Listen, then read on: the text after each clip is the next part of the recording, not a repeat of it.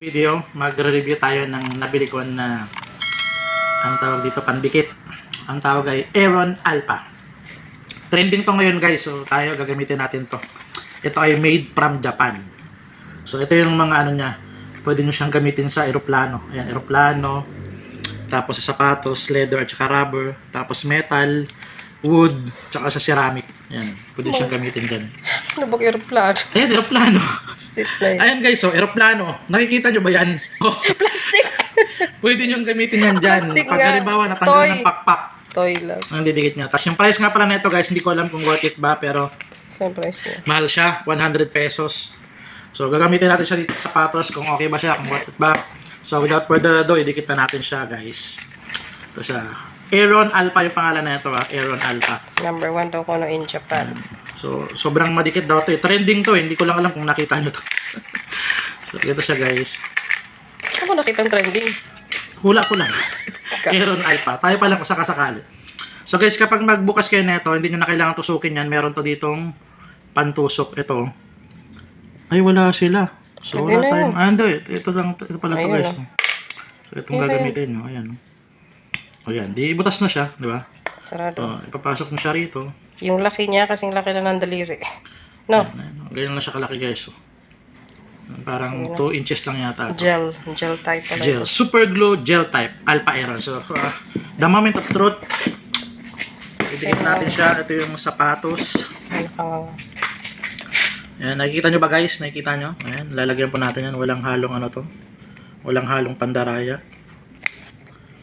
Ayan, lalagyan natin siya. Titingnan natin kung ano ba. Pero gel type nga eh. So, ibig sabihin okay ito pag gel type.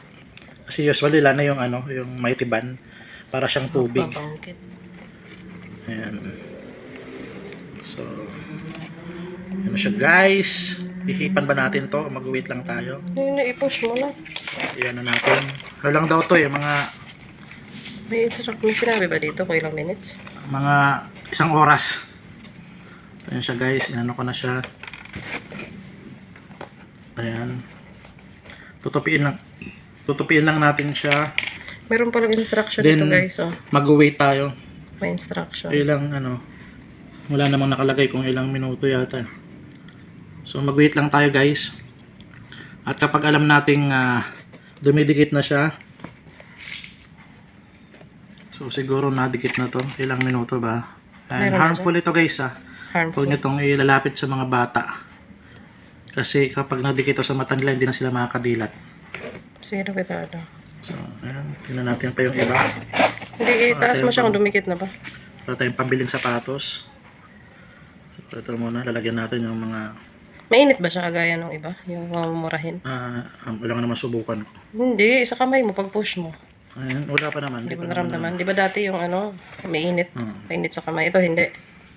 Hindi mo naramdaman na mainit? Hindi. So I think guys, ano siya. Oh, wag mo nang ano yun. Kikita ko kung dumikit na ba. Dumikit na yan. Pero kung ipupush mo, ayan siya guys. So, parang matibay nga siya Huh? Ayan kasi ayan Sige daw. So ayan